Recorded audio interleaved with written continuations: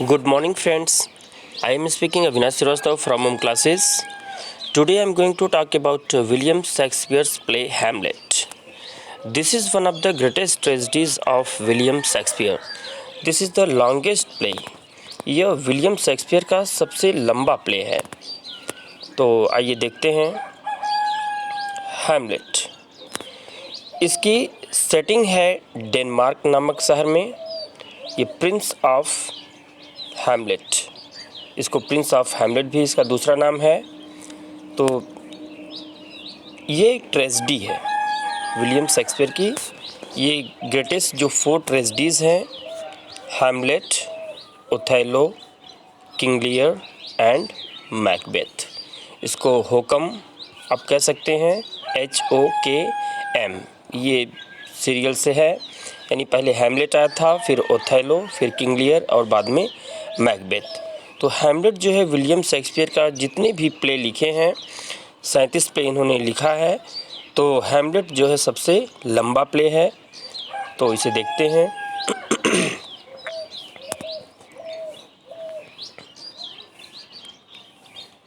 Claudius.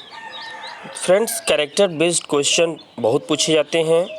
तो आप इस सर्कल के माध्यम से, डायग्राम के माध्यम से आप इसको अच्छी तरह से समझ लीजिए। इसके कैरेक्टर से क्वेश्चन पूछा जाता है एग्ज़ाम में। तो आप देखिए, first character Claudius. Claudius king of Denmark. ये क्लॉडियस जो है वो king of Denmark and uncle of Hamlet. ये हैमलेट का अंकल है और king of Denmark. First character Claudius. Second, ये हैमलेट खुद कैरेक्टर है। हैमलेट प्ले में Hamlet character son of farmer king, यानी जो फार्मर किंग थे उन्हीं की हत्या करके क्लॉडियस वो किंग ऑफ डेनमार्क बनता है। यानी हैमलेट के जो फादर थे उनकी हत्या करके ये क्लॉडियस डेनमार्क का राजा बनता है। तो आगे प्ले में हम समझेंगे इसे। Third character Polonius, lord chamberlain. Lord chamberlain मतलब ये वज़ीर है इनका, किंग क्लॉडियस का, Polonius. Okay. Next character Horatio, friend to Hamlet.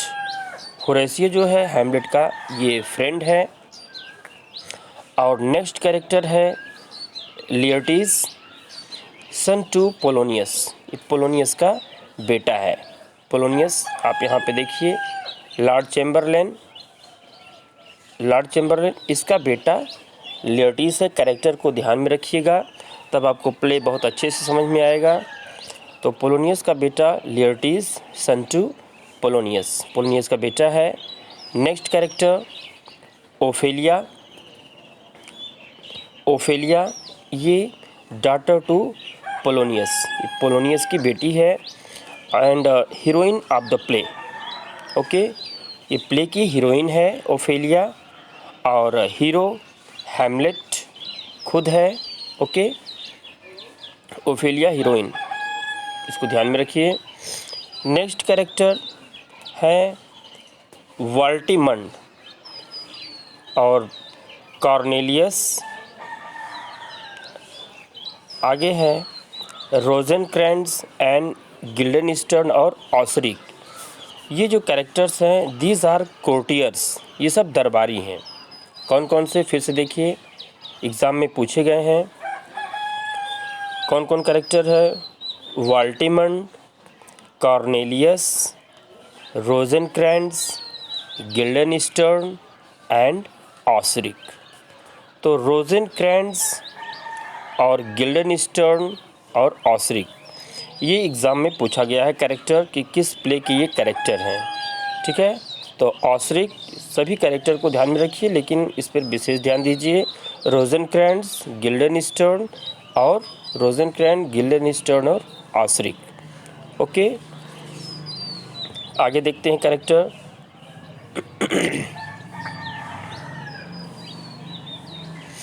Next character ghost of Hamlet's father. Hamlet के पिता का ये घोस्ट, भूत है जो प्ले में एंट्री करता है, आता है। नेक्स्ट है character Fortinbras, prince of Norway. 14 ब्रश प्रिंस ऑफ नॉर्वे इम्पॉर्टेंट है। जैसे आपको एग्ज़ाम में देगा हु इज़ 14 ब्रश, तो ये प्रिंस ऑफ नॉर्वे है। Okay, next character grave diggers, ये कब्र को खोदने वाले हैं। Next Reynaldo servant to Polonius, ये पोलोनियस का नौकर है। Okay, Reynaldo servant to Polonius, Polonius का नौकर है। और नेक्स्ट कैरेक्टर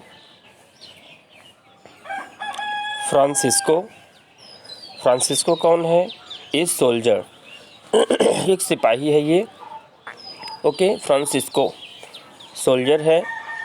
और नेक्स्ट कैरेक्टर बर्नार्डो और मार्सेलस, ये ऑफिसर्स हैं दोनों।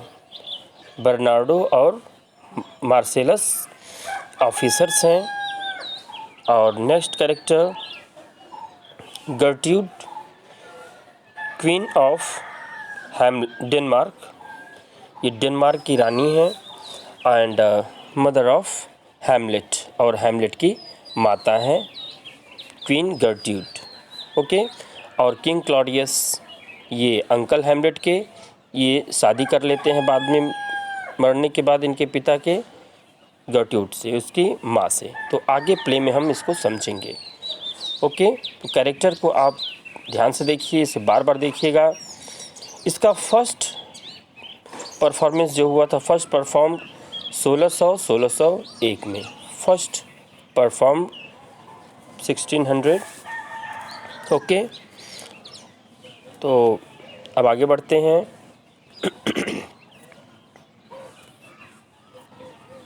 ये हैमलेट प्ले का। फ्रेंड्स, हैमलेट फिल्म पर एक हिंदी मूवी बनी है जिसका नाम है हैदर। यहाँ पे आप हैदर का पोस्टर देखिए। हैदर फिल्म को ध्यान में रखिएगा, एग्ज़ाम में पूछा गया है ये भी। तो यहाँ पे लिखा गया है विलियम शेक्सपियर्स हैमलेट। देखिए, तो विलियम शेक्सपियर का जो प्ले हैमलेट है, इसी पर ये फिल्म आधारित है, हैदर। ओके, हैदर फिल्म, इसका पोस्टर आप देख लीजिए, हैदर फिल्म। ओके, आगे देखते हैं। एक्ट क्या होता है? An act is a major division of in the action of a play।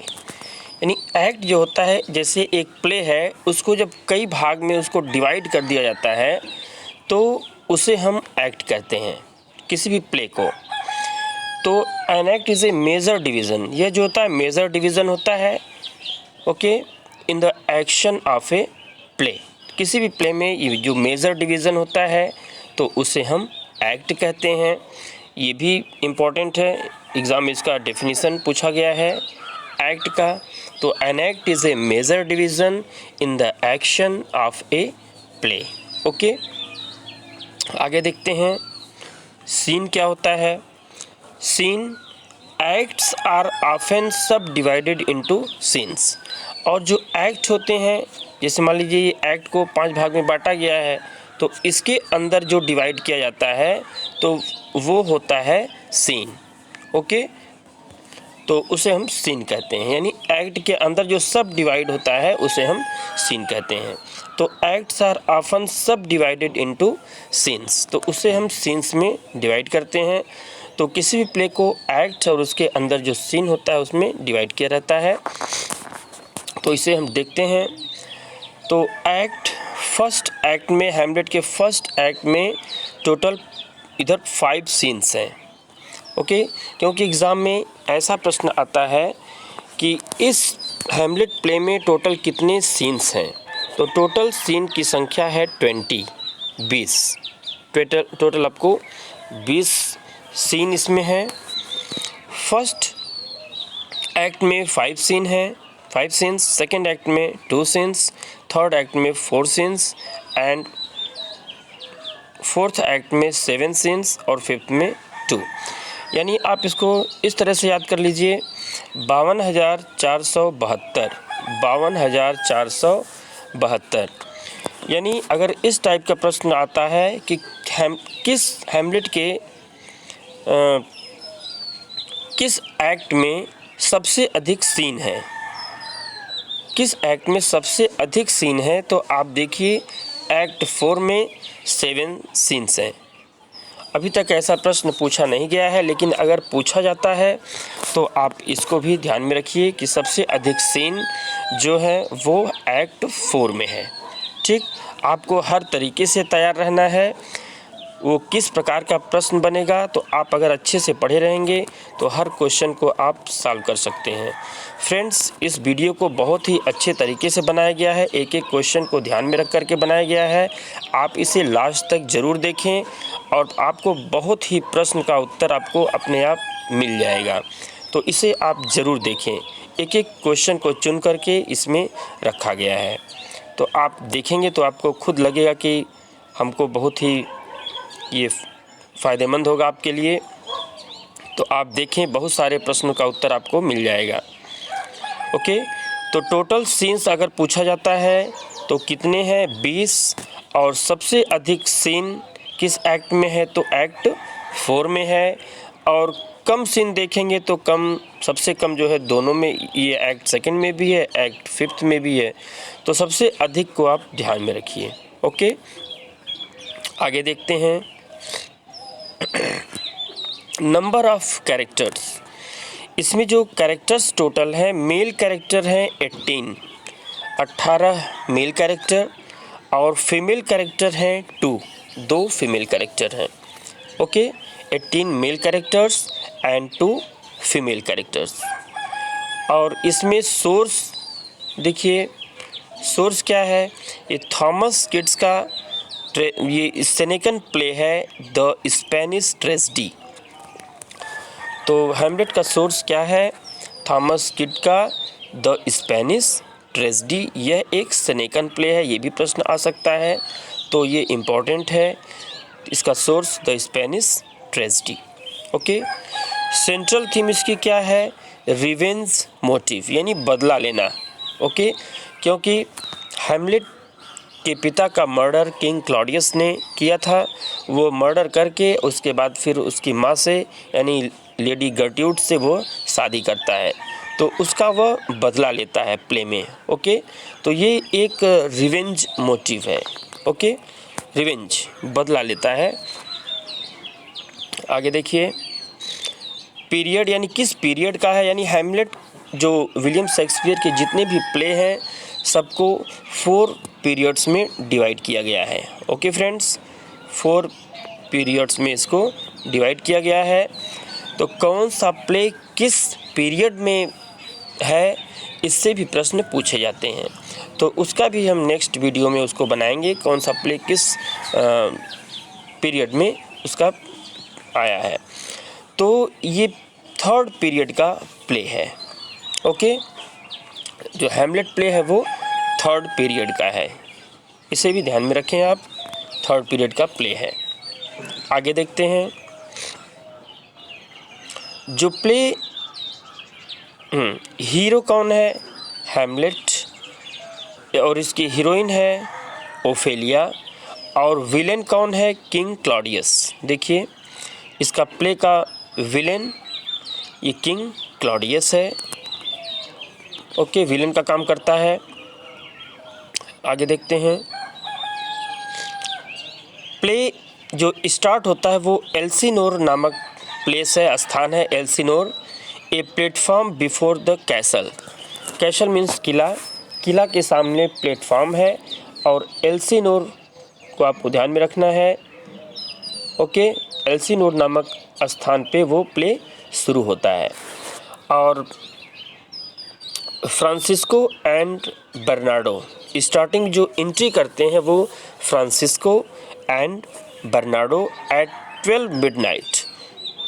कौन प्लेस स्टार्टिंग में कौन आता है? तो फ्रांसिस्को और बर्नार्डो, रात के 12 बजे, 12 मिडनाइट। ओके, ये रात में वो पहरा देते हैं, तो वहाँ पे ये प्ले शुरू होता है। इसे आप आगे देखेंगे। और भी यहाँ पे मैसेज देखिए, स्टार्ट्स बर्नार्डो, यानी जो प्ले स्टार्ट होता है वो किससे होता है? बर्नार्डो से होता है। वो कहता है who is there. Okay, Bernardo क्या बोलता है? Who is there. क्योंकि एग्ज़ाम में कभी कभी पहली लाइन को पूछ लिया जाता है कि ये किस प्ले से लाइन ली गई है, तो इसे भी आप देखें।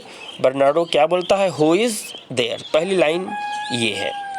और इसका जो प्ले का एंड्स होता है वो 14 ब्रास से होता है, यानी बर्नार्डो से स्टार्ट होता है बी और 14 ब्रास से प्ले का एंड होता है। ओके, हाँ, इसका पूरा मैसेज हो गया। अब आगे देखिए। Sorry, Hamlet.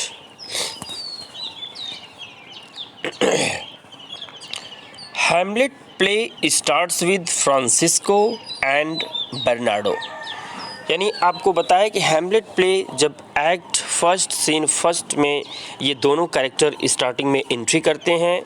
कौन कौन एंट्री करता है? फ्रांसिस्को और बर्नार्डो। ओके, ये दोनों प्ले में एंट्री करते हैं। Francisco is a soldier. Francisco कौन रहता है? एक सिपाही रहता है। बहुत ही ध्यान से आप लोग समझिएगा, क्योंकि कैरेक्टर बेस्ड क्वेश्चन पूछे जाते हैं। मान लीजिए पूछ लिया गया कि who is Francisco in Hamlet, Francisco कौन है? तो अगर आपको अच्छे से नहीं पढ़े रहेंगे तो आप नहीं बता सकते हैं। तो फ्रांसिस्को इज़ ए सोल्जर, वो एक पुलिस सिपाही रहता है Francisco. While Bernardo is an officer, और बर्नार्डो कौन है? बर्नार्डो और मार्सेलस ये दोनों ऑफिसर रहते हैं, आपको स्टार्टिंग में बताए हैं। तो बर्नार्डो कौन है? एक ऑफिसर है। फ्रांसिस्को सोल्जर है और बर्नार्डो ऑफिसर है। They are patrolling before the castle Elsinore at midnight. वे रात के 12 बजे रात के समय एल्सिनोर नामक प्लेस पर व स्थान पर कैसल के सामने वो पेट्रोलिंग करते हैं। पेट्रोलिंग मतलब वो गश्त लगाते हैं, रात में पहरा देते हैं। ओके, तो एल्सिनोर नामक स्थान, एल्सिनोर को ध्यान में रखिए। एट मिडनाइट, समय भी पूछा जाता है कि दोपहर में या शाम को, इवनिंग, एट नून और एट मिडनाइट, तो ये भी प्रश्न बन सकता है एट मिडनाइट। और विंटर का समय था, इसको भी ध्यान में रखिए, विंटर था, ठंडी। ओके, विंटर के समय में एट मिडनाइट, वो आधी रात को। Okay friends, Marcellus and Horatio inter. फिर उसके बाद कौन एंट्री करता है? मार्सेलस और होरेशियो एंट्री करते हैं। होरेशियो कौन है? आपको बताएं स्टार्टिंग में, Horatio is the best friend, bosom friend of Hamlet. Hamlet का ये बहुत ही घनिष्ठ मित्र है होरेशियो। और मार्सेलस कौन है? मार्सेलस ऑफिसर है। मार्सेलस और बर्नार्डो ये दोनों ऑफिसर हैं। ओके, मार्सेलस और बर्नार्डो ऑफिसर हैं और फ्रांसिस्को सोल्जर है। आपको बहुत ही आराम से बता रहे हैं ताकि आप प्ले को अच्छे से समझ जाइए, क्योंकि किसी भी एग्ज़ाम में हैमलेट से बहुत अधिक प्रश्न पूछे जाते हैं। ओके, तो आप इसे समझें, कैरेक्टर आपको समझ में आ जाएगा तो आप प्ले को बहुत ही इजी वे में समझ जाएंगे। ओके फ्रेंड्स, तो आगे देखते हैं। Marcellus and Horatio inter. Marcellus और होरेशियो इंटर करते हैं, प्रवेश करते हैं। The first speaker of the play is Bernardo, यानी बर्नार्डो से ही प्ले शुरू होता है, वह बोलता है। ओके, ही स्पीक्स, वो क्या बोलता है? हु इज़ देयर, वहाँ कौन है? कौन बोलता है? ये बर्नार्डो बोलता है। बर्नार्डो से ही प्ले शुरू होता है, वो बोलता है who is there. Who is there को आप माइंड में सेट कर लीजिए। Marcellus sees the ghost first, और क्वेश्चन जैसे आता है कि who sees the ghost first, सबसे पहले भूत को कौन देखता है? तो वो है Marcellus. Okay, Horatio talks to the ghost first, सबसे पहले बात कौन करता है? तो वो है होरेशियो। होरेशियो जब भूत दिखाई देता है तो होरेशियो वो उससे सबसे पहले बात करता है। They have seen the ghost of the dead king Hamlet, यानी वो भूत किसका है? जो हैमलेट के फादर है, हैमलेट के पिता, डेड किंग, उन्हीं का वो भूत रहता है। बिल्कुल शक्ल जो है बिल्कुल हैमलेट के पिता से मिलता जुलता है। जो कपड़ा वो पहने थे वही सेम कपड़ा वो भूत पहन करके आता है प्ले में। ओके। तो एक फ्रेंड ये भी क्वेश्चन आता है कि जो हैमलेट प्ले में जो भूत है उसका रोल किसने किया है? तो ये विलियम शेक्सपियर ने उसको खुद किया है। ओके, इसको भी ध्यान में रखिए, विलियम शेक्सपियर ने वो घोस्ट का रोल अदा किया है। ओके, घोस्ट प्ले का रोल जो है वो परफॉर्म जो थिएटर में होता था तो विलियम शेक्सपियर घोस्ट का ये किए थे। आगे देखते हैं। They have seen the ghost of the dead king Hamlet, they share it with Horatio. तो जब वो घोस्ट देखते हैं तो उसको होरेशियो को फिर वो सूचित करते हैं। द घोस्ट अपीयर्स अगेन, और फिर घोस्ट अपीयर होता है। Now they decide to tell Hamlet, फिर वो हैमलेट को बताने का डिसाइड करते हैं, क्योंकि वो उसका जो शक्ल सूरत था बिल्कुल हैमलेट के पिता से मिलता जुलता था, तो वो सब हैमलेट को फिर बताने का डिसाइड करते हैं। The dead Hamlet son, okay, Hamlet कौन है? द डेड हैमलेट सन, जो मरे हुए जो किंग हैमलेट हैं उन्हीं का बेटा है Hamlet. Claudius is the brother of the dead king Hamlet. Claudius कौन है? ये जो मरे हुए जो किंग हैमलेट है इनका ये भाई है। ही मैरीज गर्ट्यूड, वो गर्ट्यूड से शादी करता है जो हैमलेट की माँ है। गर्ट्यूड the mother of Hamlet. Young Hamlet has return from university Wittenberg. Hamlet वो विटेनबर्ग जो कि कहाँ पे स्थित है? जर्मनी में। ये भी प्रश्न बनता है। तो वो हैमलेट कहाँ पे पढ़ता है, किस यूनिवर्सिटी में पढ़ता है? तो विटेनबर्ग यूनिवर्सिटी में पढ़ता है जो जर्मनी में है। ओके, आगे मैसेज विटेनबर्ग के बारे में है। Wittenberg is the 4th largest town in Saxony Anhalt state Germany. Wittenberg ये 4th लार्जेस्ट टाउन है सैक्सोनी एनहाल्ट का, ये स्टेट है इन जर्मनी। तो विटेनबर्ग यूनिवर्सिटी में ये पढ़ता है जो कि जर्मनी में है। ओके फ्रेंड्स, तो इतना मैसेज। आगे आप देखिए, इसमें एक वर्ड आया है कैप ए पी। यहाँ पे देखिए CAP, कैप ए पी, ये लैटिन वर्ड है। एग्ज़ाम में ऐसे प्रश्न पूछे जाते हैं कि इसका मीनिंग क्या है। कैप ए पी जो वर्ड हैमलेट में आया है इसका मतलब क्या है? तो it means from head to foot, from head to foot. Okay friends, दूसरा वर्ड आया है हिक एट यूबिक, जो एग्ज़ाम में पूछा गया है। इट मीन्स होता है इसका मतलब here and everywhere. Hic et ubique means here and everywhere. और कैप ए पी मीन्स होता है फ्रॉम हेड टू फुट। तो हिक एट यूबिक कौन बोलता है? हैमलेट टू घोस्ट, ये हैमलेट बोलता है घोस्ट से। ऐसा भी प्रश्न पूछा जाता है। तो हिक एट यूबिक कौन बोलता है? हैमलेट बोलता है। किससे बोलता है? घोस्ट से बोलता है, हियर एंड एवरीवेयर। ओके, आगे देखते हैं। ये हैमलेट की ये फर्स्ट सॉलिलॉक्वी है। O that this too solid flesh would melt thaw and resolve itself into a dew. तो हैमलेट यह सॉलिलॉक्वी कब बोलता है? यह सॉलिलॉक्वी हैमलेट उस समय कहता है जब उसकी माँ गर्ट्यूड तथा उसका अंकल क्लॉडियस शादी करने का अनाउंस करते हैं। तो हैमलेट बहुत ही गहरे सदमे में आ जाता है और फिर वह इसको बोलता है सॉलिलॉक्वी को। It means he wishes that his body would just melt, turn to water and become like a dew। इसका मतलब ये हुआ कि वह चाहता है कि उसका शरीर बस पानी में बदल जाए और ओस की तरह हो जाए। ओके, तो यह इसकी फर्स्ट सॉलिलॉकी है। पूछा जा सकता है कि इसकी पहली सॉलिलॉकी कौन सी है।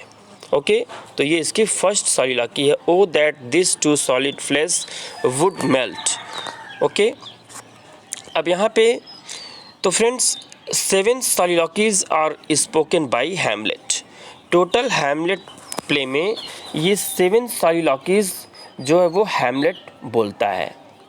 ओके, 7 सॉलिलॉकीज। ये प्रश्न पूछा गया है कि कितनी सॉलिलॉकी वो बोलता है, तो 5, 6, 7, 8 एग्ज़ाम में दिया रहेगा, तो 7 सॉलिलॉकीज वो बोलता है। अब यहाँ पे देखिए कि ये सॉलिलॉकी क्या होता है, इसको यहाँ पे हम बताए हैं। देखिए soliloquy, it is a theatrical device through which an actor expresses his thoughts to the audience alone. यानी यह एक थिएट्रिकल डिवाइस होता है, यानी पहले किसी भी प्ले को थिएटर में उसको मंचन किया जाता था, तो यह एक थिएट्रिकल डिवाइस है थ्रू विच, जिसके माध्यम से N actor expresses his thoughts, अपने विचारों को वह व्यक्त करता है, टू द ऑडियंस, ऑडियंस के सामने, एलोन, अकेले वह क्या करता है, वह अपने विचारों को ऑडियंस के सामने, दर्शक के सामने, जो श्रोतागण होते हैं उनके सामने वह अपने विचारों को व्यक्त करता है। The characters speak to himself और herself when he is alone on the stage, जब वह स्टेज पर अकेला होता है। तो यहाँ पर देखिए फिगर के माध्यम से आपको बताए हैं, यानी यहाँ एक स्टेज है, स्टेज पे सभी कैरेक्टर्स उस पर अपना अपना प्ले रोल अदा करते हैं। तो स्टेज पे यहाँ पे सिर्फ जो सॉलिलॉकी बोलता है वो अकेला होता है, यानी स्टेज पे और दूसरा कोई नहीं होता है। यहाँ पे देखिए लिखा है कि he expresses his thoughts to audience alone, यानी वह अकेला होता है स्टेज पे, और ये ऑडियंस सामने इधर बैठे हुए हैं, तो ऑडियंस के सामने वह अपने विचारों को वह व्यक्त करता है, बोलता है, ठीक। और स्टेज पर वो एलोन होता है, इसी को आपको ध्यान में रखना है कि स्टेज पे और दूसरा कोई भी नहीं रहता है। ओके फ्रेंड्स, एग्ज़ाम में ये पूछा जाता है व्हाट इज़ सॉलिलॉकी, तो इसे आप फिर से देख लीजिए, समझ लीजिए, क्योंकि इसमें बहुत ही कन्फ्यूज़न होता है लोगों को। तो इसे आप देखिए, एक बार और देखिए। It is a theatrical device, ये थिएट्रिकल डिवाइस है, डिवाइस मीन्स होता है माध्यम, थिएटर के माध्यम से ये व्यक्त किया जाता है। थ्रू विच एन एक्टर, जिससे क्या होता है, N actor expresses his thoughts, वह अपने विचारों को एक्सप्रेस करता है, बताता है, टू द ऑडियंस एलोन, वह अकेले, स्टेज पर वो अकेले होता है और वह ऑडियंस को वह बताता है, ओके, अपने विचारों को। द कैरेक्टर स्पीक्स, ये हिमसेल्फ और हर सेल्फ, मतलब अगर पुरुष है, मेल है तो हिमसेल्फ और फीमेल है तो हर सेल्फ, व्हेन ही और she is alone on the stage, वह स्टेज पर अकेला होता है। आपको बेसिक यही ध्यान देना है कि वो अकेला होता है। ओके, तो सॉलिलॉकी आप समझ गए होंगे। आगे देखते हैं। एसाइड एक वर्ड इसमें और थियोरेटिकल डिवाइस है, एसाइड। ओके, एसाइड क्या होता है, इसको भी आप फिगर के माध्यम से समझिए। फिगर फ्रेंड्स इसलिए बनाए हैं ताकि आपको अच्छे से समझ में आ जाए। It is a short speech, यह एक छोटा स्पीच होता है, which is heard by the audience, okay, जिसे ऑडियंस सुनते हैं। The speaker expresses to audience his private thoughts, वो अपने प्राइवेट थाट्स को वो ऑडियंस के सामने बोलता है। But the characters on the stage do not here it, इसको आप ध्यान में रखिए कि but the other characters on the stage do not here it, लेकिन जो स्टेज पर दूसरे कैरेक्टर होते हैं वह उसकी बात को नहीं सुनते हैं। ऑडियंस सुनते हैं लेकिन जो स्टेज पर दूसरे कैरेक्टर होते हैं वह उसकी बात को नहीं सुनते हैं। तो यहाँ आप इसे देखिए, ध्यान दीजिए। मान लीजिए यहाँ पे देखिए स्टेज है, स्टेज पर सभी कैरेक्टर्स अपना परफॉर्मेंस वो परफॉर्म कर रहा है, तो जो यहाँ पे दूसरे कैरेक्टर हैं और यहाँ पे जो एसाइड बोलता है, एसाइड मतलब ये सोच लीजिए कि वो साइड में आकर के बोल रहा है, एक साइड हो गया है वो, देखिए, और कैरेक्टर से एक साइड में हो गया है और वह अपने विचारों को ये दर्शक के सामने वह बोल रहा है। ओके, दर्शक के सामने वह बोलता है। तो इसकी बातों को दर्शक तो सुनते हैं, लेकिन ये जो अदर कैरेक्टर्स हैं, others characters do not here it, यानी उसकी बातों को जो दूसरे कैरेक्टर हैं ये लोग इसकी बातों को नहीं सुनते हैं। ओके, यानी इसकी बातों को ये सुनेगा और ये लोग जो स्टेज पर है ये लोग इसकी बात को नहीं सुनेंगे। तो ये होता है फ्रेंड्स एसाइड, और सॉलिलॉक्वी में आप समझ चुके हैं। ओके, तो ये है एसाइड, ये भी एग्ज़ाम में पूछा जाता है कि एसाइड क्या होता है, सॉलिलॉक्वी क्या होता है। तो अब आप समझ गए होंगे। ओके, आगे देखते हैं।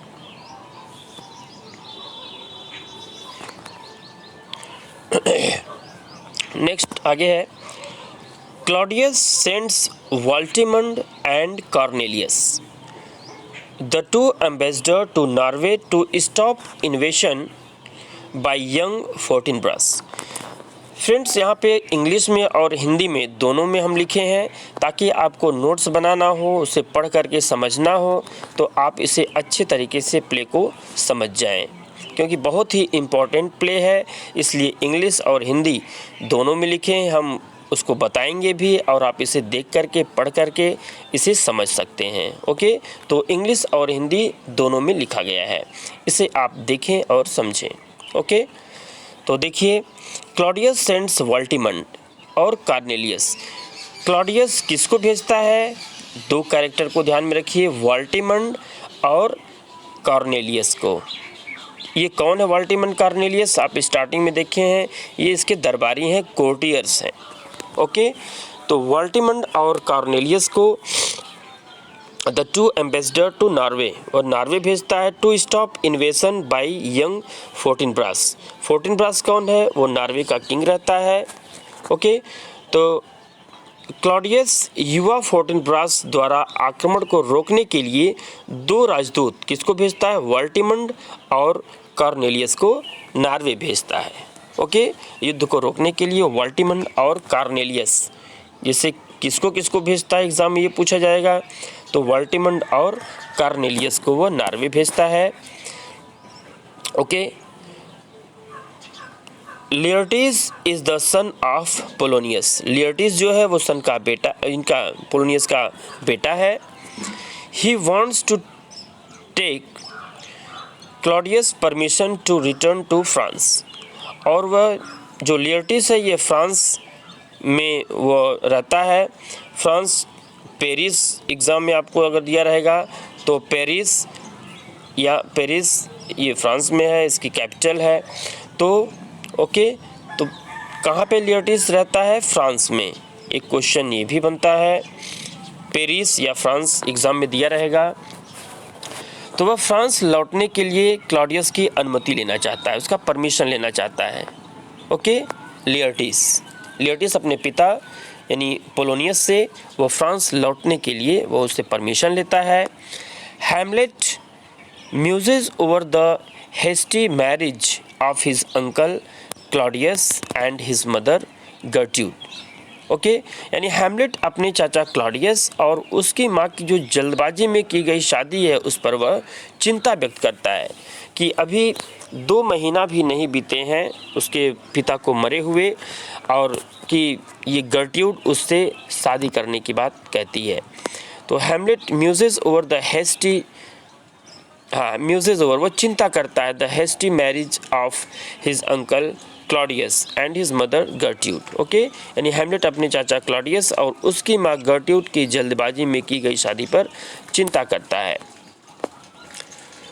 Horatio informs him about the ghosts visit. Horatio उसको इन्फॉर्म करता है, सूचित करता है, किसको? हैमलेट को। ओके, उस भूत के बारे में होरेशियो हैमलेट को सूचित करता है। ओके, तो आगे देखते हैं। Hamlet meets the ghost. Hamlet ghost से मिलता है इन एक्ट फर्स्ट सीन 5। ये इंपॉर्टेंट क्वेश्चन कि किस एक्ट और किस सीन में हैमलेट जो है वो घोस्ट से मिलता है। तो 15 आप याद कर लीजिए, 15 यानी 15 में वह मिलता है। Hamlet meets the ghost in act first scene 5, यानी 15 में वह घोस्ट से हैमलेट मिलता है। The ghost reveals that Claudius is the murderer. जब घोस्ट हैमलेट से मिलता है तो वह पूरी बात हैमलेट को बताता है। ओके, यानी घोस्ट रिवील्स, वो व्यक्त करता है, खुलासा करता है that Claudius is the murderer, कि क्लॉडियस ही मेरा हत्यारा है। ओके, तो वह बताता है भूत कि क्लॉडियस मेरी हत्या किया है। तो क्लॉडियस मर्डर्ड हिम, कहता है कि Claudius murdered him by pouring poison. वह मेरे कान में जहर डाल करके वह मेरी हत्या कर दिया। ही पोर्ड हेबनॉन और हेबना जूस। ये इम्पॉर्टेंट क्वेश्चन है फ्रेंड्स, कि जिस जहर को वह कान में डाला था उस जहर का, उस पॉइज़न का क्या नाम है? तो हेबनॉन, HEBENON, हेबनॉन या हेबना, उसी को हेबना या हेबनॉन कहते हैं। तो एग्ज़ाम में ये दोनों में से कोई दिया रहेगा। ओके, तो हेबनॉन और hebona juice into his father's ear. पिता के कान में हेबना नामक ये पॉइज़न है, इसका जहर वह कान में डाल दिया है। ये भूत सब बता रहा है। The ghost ordered him to take revenge. Ghost जो है वो हैमलेट को आदेश देता है कि वह जो है इसका बदला ले, अपने पिता के मृत्यु का बदला वह जरूर ले। ओके, तो हैमलेट एग्रीज, और हैमलेट वह सहमत हो जाता है। He asks Horatio and the other not to speak about the ghost. वह होरेशियो और दूसरों से इसके बारे में बताता है कि वह भूत के बारे में वह किसी से इसका जिक्र नहीं करेगा। ओके, होरेशियो को बताता है कि वह इसके बारे में किसी से नहीं बोलेगा। He tells them that he may behave strangely but they have not to say anything. वह कह रहा है कि आप उस अजीब व्यवहार आप कर सकते हैं। वो हैमलेट को कहता है कि अजीब व्यवहार तुम कर सकते हो, लेकिन इसके बारे में किसी से कुछ कहना नहीं है। ओके, आगे। Polonius bids farewell to Laertes who is ready to go to Paris, France. अब पोलोनियस जो है वो लियर्टिस को विदाई देने के लिए वह बिल्कुल तैयार है। जो लियर्टिस कहाँ जा रहा है? वो पेरिस, फ्रांस जाता है। ठीक है, तो उसके लिए वह बिल्कुल तैयार है। तो हाँ, हिंदी में भी लिखा गया आगे देखिए, यानी पोलोनियस ने लियर्टिस को विदाई दी जो फ्रांस जाने के लिए वो तैयार है, और साथ में अपने नौकर रिनाल्डो, इसको भी आप देखिए, रिनाल्डो को स्पाई यानी जासूस करने के लिए वो भेजता है। ठीक है, यानी अगर ये प्रश्न आता है कि पोलोनियस लियर्टिस के साथ वो किसको भेजता है, किस कैरेक्टर को भेजता है, तो वो रिनाल्डो को भेजता है। रिनाल्डो इसका नौकर रहता है पोलोनियस का। ओके, इसका ये सर्वेंट है, तो इसे वह भेजता है लियर्टिस के साथ। लियर्टिस इसका बेटा है पोलोनियस का। ओके, लियर्टिस, ये देखिए पोलोनियस का बेटा लियर्टिस है, और इसका पोलोनियस का नौकर जो है वो रिनाल्डो है। इसी को वह इसके साथ में भेजता है। कहाँ पे? Paris, France. फ्रांस में वो रहता है, पेरिस, फ्रांस में। ओके, आगे देखिए, जासूसी करने के लिए वो भेजता है। He asks his daughter Ophelia. Ophelia कौन है? आपको बताए कि पोलोनियस की बेटी है, लियर्टिस की सिस्टर है। ओके, लियर्टिस की सिस्टर है, पोलोनियस की डॉटर है।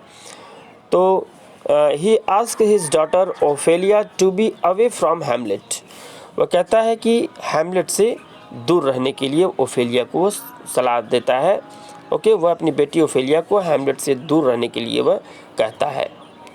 ओके, तो हैमलेट का जो उसके पिता का घोस्ट आता है, तो आगे देखिए। तो पोलोनियस लियर्टिस को समझाते हुए वह कहता है, जब वो फ्रांस जाने के लिए तैयार रहता है तो वह उसको समझाता है। वह कहता है, neither a borrower nor a lender be, for loan oft loses both itself and friend. ये Polonius to Laertes most important है। ये किस में आता है? एक्ट फर्स्ट सीन थर्ड में, यानी 13 में। ये भी प्रश्न पूछा जा सकता है किस एक्ट और किस सीन में ये इसका जिक्र है। तो 13 याद कर लीजिए, act first scene third. Polonius किससे कहता है? अपने बेटा लियर्टिस से कहता है। It means do not lend or borrow money from a friend, because if you do so you will lose both your friend and your money. इसका मतलब क्या हुआ? वो कहता है, समझाते हुए अपने बेटा को कहता है कि बेटा, न तो किसी से ऋण लेना चाहिए और न ही देना चाहिए, इससे पैसा और मित्र दोनों खो जाते हैं।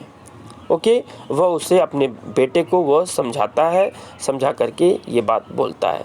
तो ये इम्पॉर्टेंट है, इसको आप देखिए। ओके, पोलोनियस टू लियर्टिस, इसको भी ध्यान में रखिएगा। लियर्टिस से कहता है अपने बेटे से, और ये 13 में यानी एक्ट फर्स्ट सीन थर्ड में कहा गया है। आगे देखते हैं। Hamlet appears in a strange manner before Ophelia. जब वो ओफेलिया के सामने जाता है तो वह एक स्ट्रेंज तरीके से, विचित्र तरीके से उसके सामने वो पागल होने का नाटक करता है। ओके, स्ट्रेंज मैनर में वो जाता है, अजीब तरीके से वो जाता है उसके सामने। Hamlet appears to be mad. Hamlet appears to be mad, वह पागल जैसा दिखता है, यानी वो पागल है नहीं, एक्चुअली वो पागल होने का नाटक करता है। इसलिए वो नाटक करता है ताकि वो किंग क्लॉडियस जो है वह उसके ऊपर जासूसी स्पाई करना छोड़ दे। ओके, और कि वह कहाँ रह रहा है, कहाँ आ रहा है, कहाँ जा रहा है, वो स्पाई करता है। ओके, स्पाई मतलब होता है जासूस, यानी वह जासूसी करना उसके साथ छोड़ दे ताकि वह फ्री होकर के रह सके। इसलिए वो पागल होने का नाटक करता है, यानी he appears to be mad, वह पागल जैसा वह मालूम पड़ता है। Polonius tells the king and the queen that Ophelia has rejected Hamlet. और पोलोनियस जो है राजा को और रानी को वह बताता है कि ओफेलिया ने हैमलेट के प्यार को रिजेक्ट कर दिया है। ओके, लेकिन हैमलेट तो वह पागल होने का नाटक कर रहा है। तो पोलोनियस ऐसा उसको बताता है, वो राजा रानी को बताता है कि ओफेलिया ने हैमलेट को रिजेक्ट कर दिया है, स्वीकार कर दिया है। He is sure that the rejected love is the main cause of Hamlet's madness. और वह कहता है कि जो वो उसका ठुकराया हुआ जो प्यार है वह हैमलेट के पागलपन का ही वह उसका मेन रीज़न है, उसका मुख्य कारण है। यानी जो ओफेलिया ने जो प्यार को वो ठुकरा दिया है, इसीलिए हैमलेट वह पागल हो गया है। ओके, आगे देखिए। The king invites Rosencrantz and Guildenstern to find out what is wrong with Hamlet. और राजा यानी किंग क्लॉडियस जो है वह दो कैरेक्टर मोस्ट इम्पॉर्टेंट, यानी रोजेनक्रैंट्ज़ और गिल्डेनस्टर्न। ओके, ये भी इसके कोर्टियर्स हैं। आप जो डायग्राम हैमलेट का बनाए हैं कैरेक्टर का, उसे आप ध्यान से अच्छे तरीके से माइंड में सेट कर लीजिए, कौन सा कैरेक्टर है, क्या है।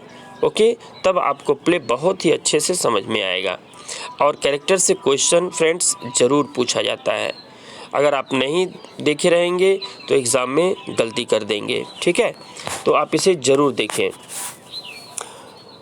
तो रोजेनक्रैंट्ज़ एंड गिल्डेनस्टर्न ये character to find out what is wrong with Hamlet, यानी जो किंग हैमलेट है वह रोजेनक्रेंट्ज़ और गिल्डेनस्टर्न को वह आमंत्रित करते हैं कि हैमलेट ने ऐसा वेश क्यों बना लिया है, वह पागल क्यों दिख रहा है, वो उसका स्पाई कराने के लिए, जांच कराने के लिए वह दोनों को रखते हैं, रोजेनक्रेंट्ज़ और गिल्डेनस्टर्न को।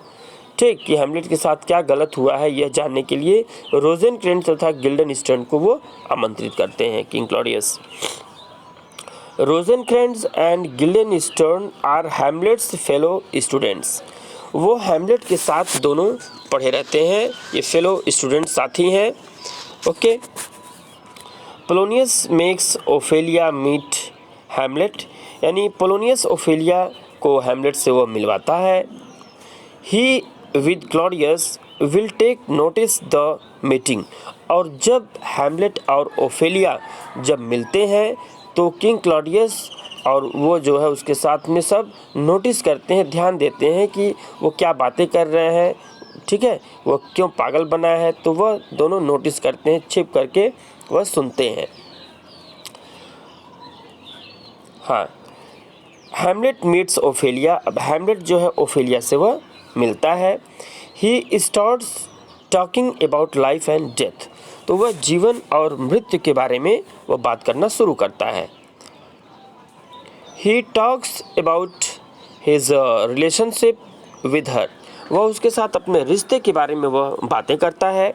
ही asks her to go to a nunnery, okay, वह उससे एक ननरी में जाने के लिए कहता है। अब ननरी क्या होता है?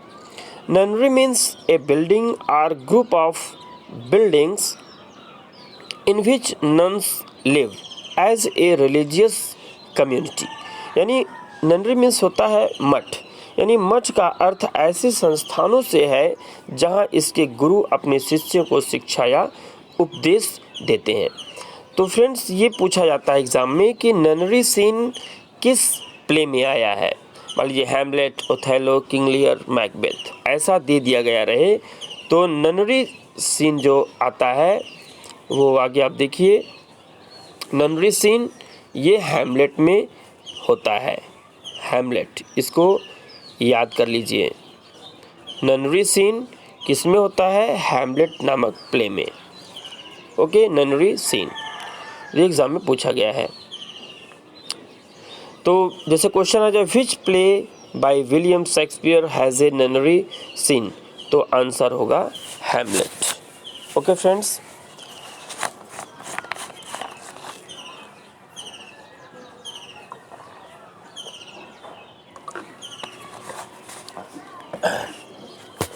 हाँ, तो ननरी सीन क्या होता है इसे देखें। प्यास लग गई थी फ्रेंड्स, तो पानी पिए थोड़ा। तो अब देखिए आगे, nunnery scene in this part of act third scene first, यानी ननरी सीन किस एक्ट और किस सीन में है, तो 31 याद कर लीजिए। यानी ननरी सीन 31 में आता है। 31 यानी act third scene first, nunnery scene 31 act third scene first में आता है। ओफेलिया, इसमें देखिए, Ophelia goes to return the gifts Hamlet give to her in the past, यानी होता क्या है कि वह बहुत पहले हैमलेट ओफेलिया को गिफ्ट दिया रहता है, वह उसे रिटर्न करने के लिए उसके पास में जाती है।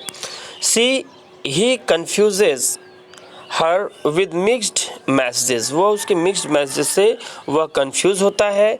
He goes on to insult Ophelia, वह ओफेलिया का इंसल्ट करता है। And tells her to go to a nunnery, वह उससे कहता है कि तुम ननरी में जाओ। अब यहाँ पे फ्रेंड्स देखिए, ननरी means, but here ननरी means A brothel, यानी कि ननरी मीन्स होता है, यहाँ पे इसका जो अर्थ है ननरी का, वो मठ से इसका सेंस नहीं है। यहाँ पे इसका मतलब ए ब्रोथल से है, यानी एक वैश्यालय। Elizabethan slang term for a brothel, यानी कि एलिजाबेथन जो लैंग्वेज में लोग बात करते थे ननरी बोलते थे, मीन्स यहाँ पे ए ब्रोथल को, ननरी मीन्स यहाँ पे इसका सेंस है वो ब्रोथल का है यानी वैश्यालय। तो वो कहता है कि go to a nunnery. Why is Hamlet so cruel at Ophelia, वह ओफेलिया के ऊपर इतना वो क्रूएल क्यों होता है? Because he thinks she spies on him, वह सोचता है कि वह उसके ऊपर स्पाई कर रही है, जासूसी कर रही है। And tells her secret messages to Claudius and Polonius, कि वह उसके मैसेज को क्लॉडियस और पोलोनियस के यहाँ वह पहुँचाती है, इसलिए वह ऐसा उसको बोलता है। ओके, आगे देखते हैं। Claudius concludes that love is not the cause of his madness. Okay, Hamlet's madness, यानी क्लॉडियस कहता है, ये वो निष्कर्ष निकालता है कि जो उसका जो लव है वो हैमलेट के पागलपन का कारण नहीं है। ओके, वो जो पागल हुआ है वह उसका कारण लव नहीं है। He plans to send him abroad, abroad means foreign यानी विदेश, वह उसे अब विदेश भेजने के लिए वह प्लान बनाता है। ओके, कि वह सोचता है कि जो लव, जो उसका प्रेम है, मतलब उसके पागलपन का कारण वो लव नहीं है, तो इसलिए वह उसे अब विदेश भेजने के लिए वो प्लानिंग करता है, वो प्लान बनाता है। In the mean time players come, और इसी बीच में खिलाड़ी आते हैं। अब देखिए, Hamlet asks them to perform the play the murder of Gonzago before the king Claudius. अब फ्रेंड्स ये समझ लीजिए, ये हैमलेट क्या करता है कि वह एक नाटक मंडली रहती है, वह देखता है कि वो सब परफॉर्म करते हैं, तो यहाँ पे वह एक प्ले करवाता है, प्ले के अंदर प्ले वो करवाता है, ठीक है, वो मंचन करवाता है। जो किंग क्लॉडियस जैसी हरकतें, जिस तरीके से वह उसको उसके पिता की हत्या करवाया था, तो उसके माइंड में ऐसा आता है कि वह उसी प्ले का वह खुलेआम मंचन करे, ताकि उसके जो चाचा हैं क्लॉडियस हैं, उसके ऊपर उसका क्या रिएक्शन होता है, वो क्या हरकतें करता है, इससे पता चल जाएगा कि असली हत्यारा कौन है। ठीक है, तो वह एक प्ले करवाता है, प्ले के अंदर वह स्टेज पर प्ले करवाता है जिसका नाम है द मर्डर ऑफ गोनज़ैगो। इम्पॉर्टेंट है फ्रेंड्स, इसे ध्यान में रखिए, द मर्डर ऑफ गोनज़ैगो। जैसे एग्ज़ाम में ये दिया गया था, the murder of Gonzalo, the murder of Gonzago. Okay, तो द मर्डर ऑफ गोनज़ैगो है, स्पेलिंग इसका देख लीजिए। गोनज़ैलो दिया रहेगा एग्ज़ाम में, तो आप कंफ्यूज मत होइएगा। GONZAGO, यहाँ पे देखिए GONZAGO, गोनज़ैगो। गोनज़ैलो भी दिया रहता है, तो आप इसे अच्छे से स्पेलिंग को देख लीजिए, द मर्डर ऑफ गोनज़ैगो।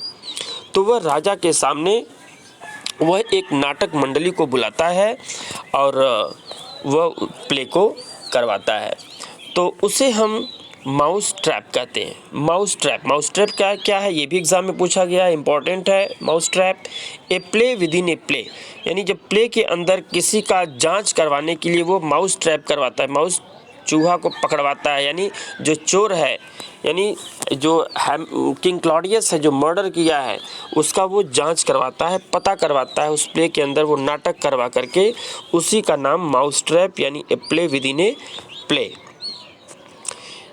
तो mouse trap is played in act 3rd scene 2nd। ओके, किस एक्ट और किस सीन में ये माउस ट्रैप है? तो 32, याद कर लीजिए, 32 में है माउस ट्रैप, 32, यानी एक्ट 3rd सीन 2nd में माउस ट्रैप वो करवाता है। ओके, 32 में, इसे ध्यान में रखिएगा। आगे देखिए, जो प्ले जो कैरेक्टर वो करवाने के लिए जो उसमें कैरेक्टर्स आ रहे हैं, तो उनका नाम देखिए क्या, ड्यूक गोनज़ैगो जो राजकुमार रहता है, यानी जो किंग हैमलेट, यहाँ पे गोनज़ैगो है, किंग हैमलेट का रोल अदा करता है। और बैप्टिस्टा उसकी वाइफ रहती हैं बैप्टिस्टा। ओके, गोंज़ैगो और उसकी वाइफ बैप्टिस्टा। ये भी एग्ज़ाम में पूछा जाता है प्ले के अंदर प्ले, तो उसमें गोंज़ैगो और बैप्टिस्टा, यानी बैप्टिस्टा जो है क्वीन गर्ट्रूड का रोल करेगी और किंग ये ड्यूक गोंज़ैगो ये किंग हैमलेट जो कि मर चुके हैं, तो वो मंचन होगा उस पे स्टेज पे। और गोंज़ैगो का भाई जो क्लॉडियस है वो लूसियनस इसमें बनेगा प्ले में, लूसियनस। ओके, लूसियनस ये किंग क्लॉडियस का रोल अदा करेगा। आता है यानी गोंज़ैगो भाई लूसियनस आता है। He pours the poison into the sleeper's ear. वो भूत सब कुछ हैमलेट को बता दिया है, तो वही सेम वह इन कैरेक्टर से बता दिया है कि ऐसे ऐसे आपको करना है। तो वह खुलेआम अब मंचन होता है स्टेज पर, ठीक है।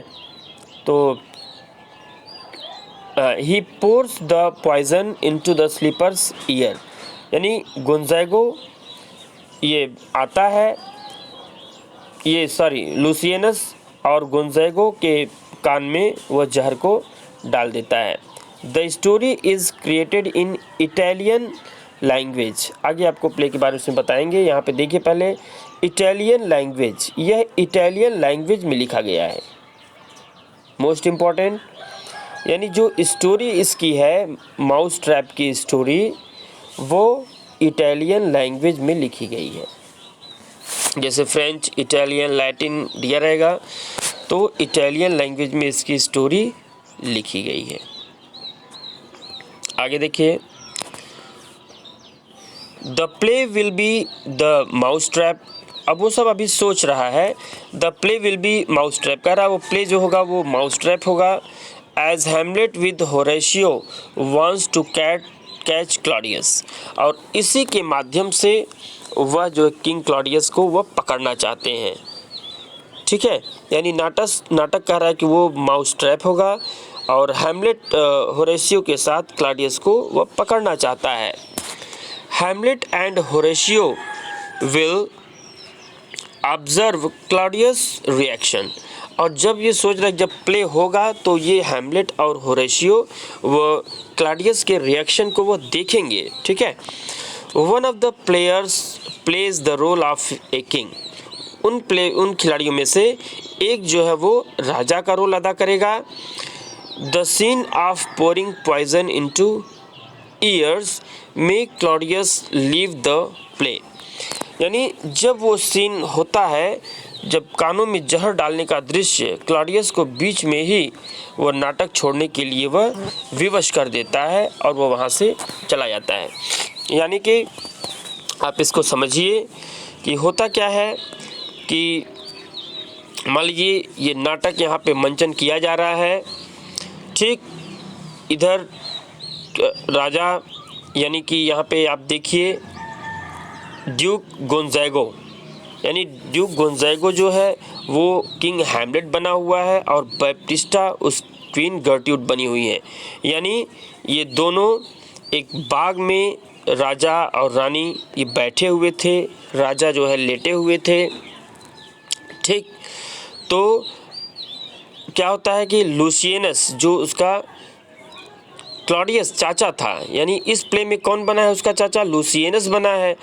तो वो अब ये प्ले स्टेज पे मंचन हो रहा है, यानी कि ड्यूक गोंज़ैगो वह लेटे हुए हैं और ये बैप्टिस्टा के पास, और लूसियनस धीरे से आता है, हाथ में वह जहर का बॉटल शीशी लेकर के, और वह धीरे से क्या करता है कि जब वो सोए रहते हैं राजा, तो लूसियनस गोंज़ैगो यानी कि कान में वह जहर को डाल देता है, और जब जहर डाल देता है तो राजा की वहाँ पे मृत्यु हो जाती है। यानी ये स्टोरी चल रही है प्ले के अंदर प्ले, ठीक। तो जैसे किंग हैमलेट क्या करता है कि वो जो क्लॉडियस है वो किंग हैमलेट के उसमें कान में जा कर के वो दवा मतलब कि जहर वो डाल देता है। उस जहर का नाम फ्रेंड्स आपको स्टार्टिंग में बताए हैं कि आप लोगों को याद है। ओके फ्रेंड्स, याद है तो बताइए। हेबनॉन और हेबना, वो स्टार्टिंग में आप देख लीजिएगा। तो हेबनॉन नामक जहर वह जो है लुसियनस उसके कान में डाल देता है, जिससे गोंजाइगो की मृत्यु हो जाती है।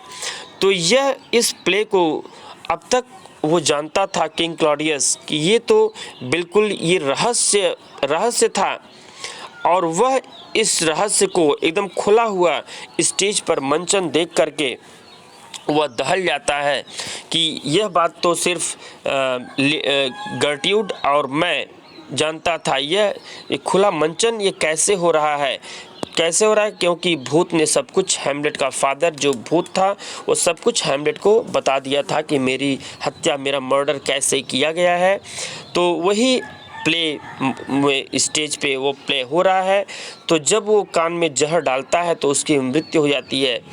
तो वह राजा किंग क्लॉडियस यह सब सीन देख करके वह उसे घबराहट होने लगती है और वह वहाँ से उठ करके वह चला जाता है। तो हाँ, तो आगे देखिए।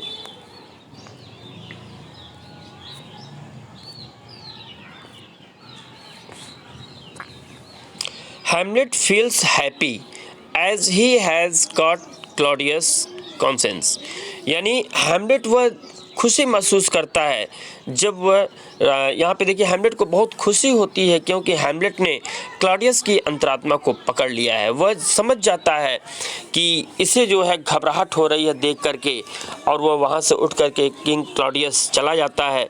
तो वह उसे बहुत ही खुशी होती है कि असली मर्डरर जो है वो यही है।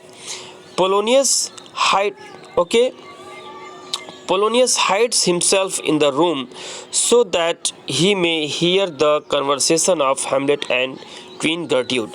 मीन्स होता क्या है कि जब किंग क्लॉडियस वहाँ से स्टेज से वह चला जाता है तो उसके पीछे क्वीन गर्ट्यूड वो भी साथ में चली जाती हैं।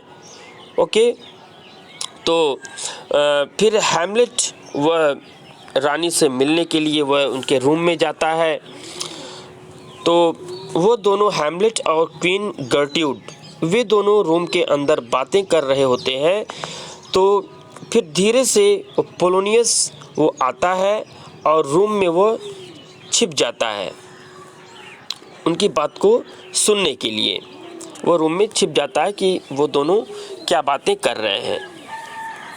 ओके, क्योंकि पोलोनियस उनका किंग क्लॉडियस का वज़ीर है, ओके, लॉर्ड चैम्बरलेन है, तो वह उनकी बात को वह धीरे पूरा निगाह रख रहा है कि हैमलेट कहाँ आ रहा है, कहाँ जा रहा है, क्या कर रहा है। तो वो देखता है, तो चुपके से वो सुनता है। यानी पोलोनियस खुद को कमरे में छिपाता है ताकि वह हैमलेट और क्वीन गर्ट्यूड की बातचीत को सुन सके। Hamlet finds Claudius alone. अब वो हैमलेट जो है क्लॉडियस को एलोन पाता है। क्लॉडियस इज़ प्रेइंग, क्लॉडियस को वह जाता है, देखता है तो क्लॉडियस अकेले रहता है और वह प्रार्थना करता रहता है, वो पूजा करता है। Okay, Claudius. तो Hamlet stops himself and thinks that he will not king Claudius in this religious state of mind। यानी कि क्लॉडियस इज प्रेइंग, क्लॉडियस जब वो क्लॉडियस से अकेले देखता है कि क्लॉडियस अकेले बैठा हुआ है, वह प्रार्थना कर रहा है, तो वह उसे मारने के लिए मतलब वह नहीं सोचता है। ही स्टॉप्स हिमसेल्फ, वह अपने आप को रोक लेता है, कंट्रोल कर लेता है और सोचता है and thinks that he will not king Claudius, वह किंग क्लॉडियस को इस स्थिति में, इस पोजीशन में हम उसे नहीं मारेंगे in this religious state of mind, क्योंकि वह उस समय पूजा कर रहा होता है। वह सोचता है कि अगर हम उसे मारते हैं तो वह स्वर्ग में चला जाएगा और इस पापी जैसे इंसान को तो नर्क में जाना ही बेहतर है। ओके, तो इसलिए वह किंग क्लॉडियस को उस समय पूजा करता रहता है, इसलिए वह उसे छोड़ देता है, उसे नहीं मारता है। ठीक है। He comes to meet his mother queen. अब वह अपनी माता से मिलता है। He comes to meet his mother queen गर्ट्यूड and finds that there is someone who is hiding behind the curtain. अब वह अपनी माँ के पास जाता है कि वह देखता है, he comes to meet his mother queen गर्ट्यूड, वह क्वीन गर्ट्यूड से मिलता है, एंड फाइंड्स, और यह पाता है दैट कि देयर इज समवन, कि कोई है, who is hiding behind the curtain, जो कि पर्दे के पीछे छिपा हुआ है। तो इसको फ्रेंड्स एक वर्ड है eavesdropper, okay, EAVES DROPPER। Eavesdropper means होता है कान लगाकर चोरी से सुनना किसी की बात को, ठीक है, वो चोरी से सुनना, उसको हम ईवेस ड्रॉपर बोलते हैं। तो ये कौन करता है ईवेस ड्रॉपर का काम? ये पोलोनियस वो करता है, ठीक है, कि कोई पर्दे, उसको ऐसा लगा कि पर्दे के पीछे से जब वो अपनी माता गर्ट्यूड से बात कर रहा होता है तो उसे लगता है कि पर्दे के पीछे कोई उसकी बात को सुन रहा है, ठीक। ही किल्स द पर्सन, वह तुरंत तलवार उठाता है और उस व्यक्ति को पर्दे के पीछे से ही वह वार करता है। ही किल्स द पर्सन, वह तलवार उठाता है और उसे वह मार डालता है। He is surprised to find that the person is Polonius, the father of Ophelia and Laertes, यानी जो ओफेलिया और लियर्टिस का फादर पोलोनियस था, ओके फ्रेंड्स, पोलोनियस, उसी की हत्या ये कर देता है, क्योंकि वो पर्दे के पीछे से छिप करके वह उन दोनों की बात को सुनता है। तो वो हैमलेट सोचता है कि किंग क्लॉडियस ही है और वह दौड़ करके उसे पर्दे के पीछे से ही वह तलवार चलाता है और जिससे पोलोनियस की वहीं पर हत्या हो जाती है। तो ये देखिए, तो पोलोनियस, हैमलेट जो है पोलोनियस को पर्दे के पीछे से वह वार करता है, okay.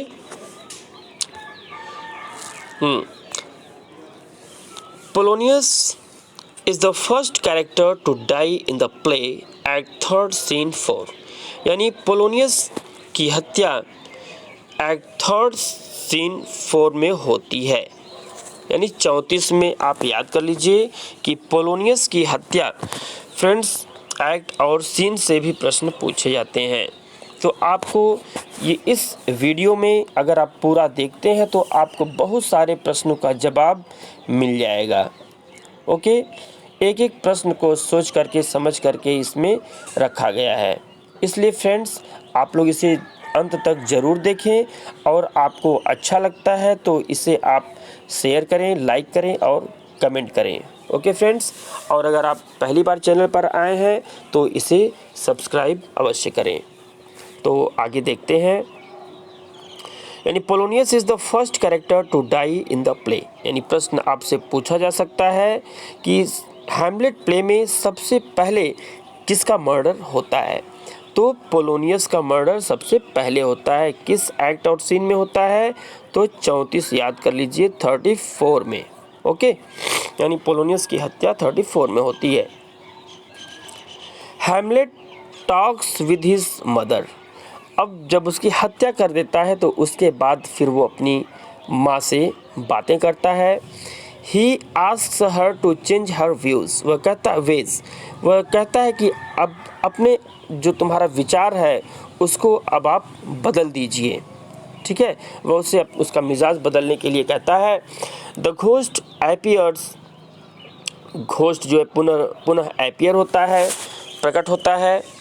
It asks Hamlet to be kind towards his mother, वह कहता है हैमलेट से कि अपनी माता के प्रति, बेटा अपनी माता के प्रति तुम दयालु हो, उसे ईश्वर के भरोसे छोड़ दो, ईश्वर उसे दंड देगा, जो कुछ करना होगा वह ईश्वर करेगा, तुम उसे माफ़ कर देना, अपनी माँ को तुम माफ़ कर देना, उसे तुम कुछ मत करना, उसे कुछ मत कहना, वो ईश्वर के ऊपर तुम उसे छोड़ दो। तुम्हें बदला लेना है तो सिर्फ किंग क्लॉडियस से, क्योंकि वही मेरा असली हत्यारा है। वह दोबारा आता है, वह कहता है कि मैं बेटा याद दिलाने आया हूँ कि कहीं तुम मेरे प्रॉमिस को, तुम मेरे वादा को कहीं भूल तो नहीं गए हो। तो वो कहता है कि नहीं पिताजी, मैं आपके कहे गए शब्द को भूला नहीं हूँ, मैं अपना काम कर रहा हूँ। तो पुनः वो घोस्ट अपीयर होता है उसको याद दिलाने के लिए कि कहीं तुम भूल तो नहीं गए हो अपने वचन को। तो फिर वो डिसअपीयर हो जाता है घोस्ट। तो जब लेडी गर्ट्यूड से वह बात कर रहा होता है तो वहाँ पे सेकेंड टाइम घोस्ट आता है उसे याद दिलाने के लिए। ओके, आगे देखते हैं। भूत हैमलेट को अपनी माँ के प्रति दयालु होने के लिए कहता है। ये हिंदी भी लिखे हैं, आप इसको पढ़ लीजिएगा। आगे देखते हैं। The ghost appears 4 times friends, most important question कि घोस्ट हैमलेट प्ले में कुल कितनी बार वो अपीयर होता है, कितनी बार दिखता है। तो ये 4 टाइम्स अपीयर होता है फ्रेंड्स। कहीं कहीं पर 3 टाइम्स लिखा गया है, लेकिन एक्ट वाइज यहाँ पे आपको हम दिए हैं तो 4 टाइम्स वो होता है। इसे याद कर लीजिए, आपके पास बुक हो तो इसे आप देख लीजिए। यानी 4 टाइम्स वो अपीयर होता है। फर्स्ट वह कब आता है? एक्ट फर्स्ट सीन फर्स्ट में, यानी पहली बार वह घोस्ट आता है 11 में आता है वो, यानी फर्स्ट टाइम वो 11 में आता है, यानी 11, यानी एक्ट फर्स्ट सीन फर्स्ट में। सेकेंड टाइम आता है एक्ट फर्स्ट सीन 4 में, यानी 14 में। सेकेंड टाइम 14 में आता है। थर्ड टाइम 15 में आता है। और फोर्थ टाइम आता है एक्ट थर्ड सीन 4 में, यानी 34 में आता है। 11, 14, 15, 34, 11, 14, 15, 34। ओके, वो 4 बार घोस्ट अपीयर होता है प्ले में। फ्रेंड्स, थोड़ा सा पानी पी लें, फिर आगे देखते हैं।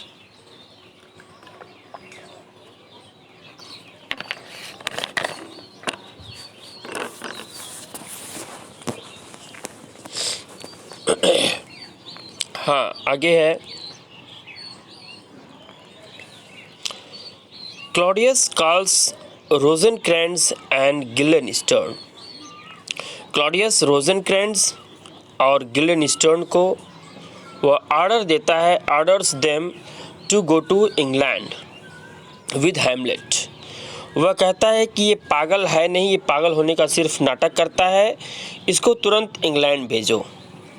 ठीक है, तो वह कहाँ भेजता है ये भी एग्ज़ाम में पूछा जाएगा। इंग्लैंड भेजता है, ऑस्ट्रेलिया भेजता है, नॉर्वे भेजता है। ओके, तो इंग्लैंड भेजता है वो किंग क्लॉडियस। कौन कौन साथ में जाता है? रोजेनक्रेंट्ज़ और Guildenstern. Most important question friends. Okay, इसको आप ध्यान में रखिए कि हैमलेट के साथ कौन कौन जाता है? रोजेनक्रेंट्ज़ और गिल्डेनस्टर्न। कहाँ भेजता है इसको? इंग्लैंड जाता है वो। ठीक है, यानी हैमलेट को इंग्लैंड भेजता है, इसके साथ में रोजेनक्रेंट्ज़ और गिल्डेनस्टर्न जाते हैं इसकी वो देखभाल करने के लिए, स्पाई करने के लिए। ठीक, तो जब ये इंग्लैंड जाते हैं समुद्र रास्ते से तो पायरेट्स वहाँ पे आ जाते हैं। पायरेट्स मीन्स होता है समुद्री डाकू। ओके, पायरेट्स, तो वहाँ पे पायरेट्स आते हैं, समुद्री डाकू आते हैं जो रोजेनक्रेंट्ज़ और गिल्डेनस्टर्न की हत्या कर देते हैं। ठीक, रास्ते में ही, यानी इंग्लैंड, इनकी हत्या जो होती है वो इंग्लैंड लगभग वो पहुंच गए हैं तो वो इंग्लैंड में इनकी हत्या होती है। ये भी प्रश्न पूछा गया है कि रोजेनक्रेंट्ज़ और गिल्डेनस्टर्न की हत्या किस जगह, किस स्थान पे होती है? तो वो इंग्लैंड में इनकी हत्या होती है। कौन हत्या करता है? ये पायरेट्स करते हैं, समुद्री डाकू। समुद्री डाकू आते हैं और इन दोनों की हत्या करते हैं और हैमलेट को छोड़ देते हैं। हैमलेट की वेशभूषा वो राजा जैसी रहती है, तो उसे वह जो है वो छोड़ देते हैं हैमलेट को, और रोजेनक्रेंट्ज़ और गिल्डेनस्टर्न को वो मार देते हैं। तो यहाँ पे देखिए फर्स्ट मर्डर पोलोनियस का था। अब यहाँ पे उसके आगे आप मर्डर को ध्यान में रखिए, और यहाँ पे रोजेनक्रेंट्ज़ और गिल्डेनस्टर्न, यहाँ 3 कैरेक्टर की मृत्यु हो गई है। ओके, आगे आप और देखिएगा तो रोजेनक्रेंट्ज़ और गिल्डेनस्टर्न को पायरेट्स मारते हैं, समुद्री डाकू।